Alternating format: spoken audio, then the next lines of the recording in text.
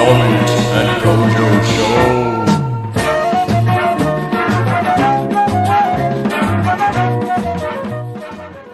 Although he doesn't look so sweet there. The He looks pissed. Alright, let's have a look. Zing. Oh, Nicholas. Incredible. I love that he just did it. Just in his amazing. backyard. Yeah. Just chucking standing double back. That's so intense. Let's look at that frame by frame.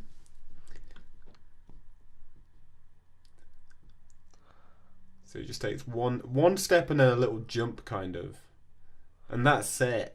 It doesn't look any higher than a normal backflip. Well, you can't afford to sacrifice much rotation, can you? True. He just took like a madman. Yeah. Look at that position. Your man. That is so close to just landing on his chest. How high up was he when he finished the first backflip? He was... That's really impressive. That's so Standing. impressive. Yeah. He's giving it his all. Look at that face. You see, that's the thing. He doesn't go much higher than normal, but he doesn't get any drop.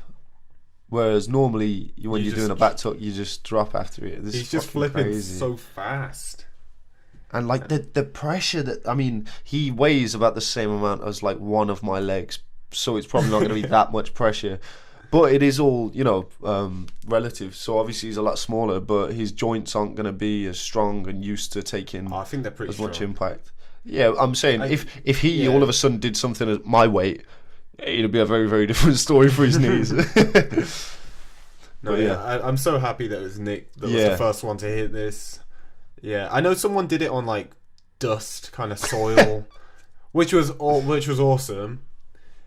But just a straight grass double back, there's something so primal about it. It's manly.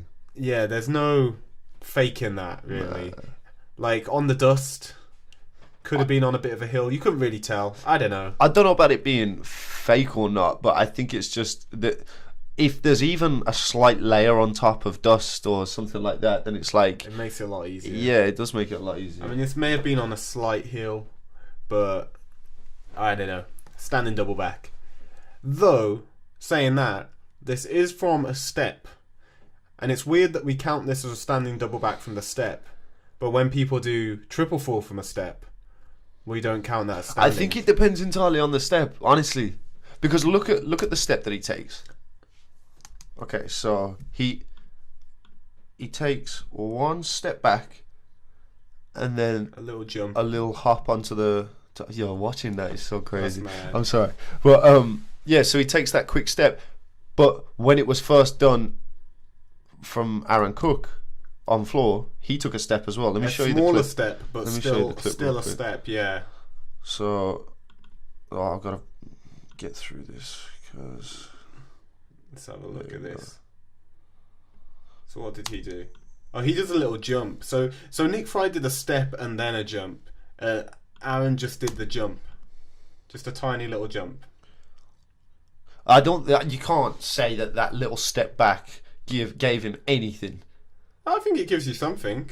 Maybe not much, but I think it gives you something. And I'm not saying that that's not standing. Like, I count that as standing. But the jump is there. You got to acknowledge that there is a little jump before it. But and what are the rules around that? I don't think it's worth negating, like taking anything away from what's being done. But at all. Like, yeah, I think it's different when we're talking about rotations and stuff like that. That's a definite discussion that needs to be had. Like, if you're a quarter twist off, yeah, then it's not different situation. It does take away a little bit though, because if someone did it without doing the step or any little jump, if someone was legit just standing there, jumped up, did it, that would be different. I'm just saying people would react a little bit differently. Would be like, yo, but this one is like more legit. I think people would say that.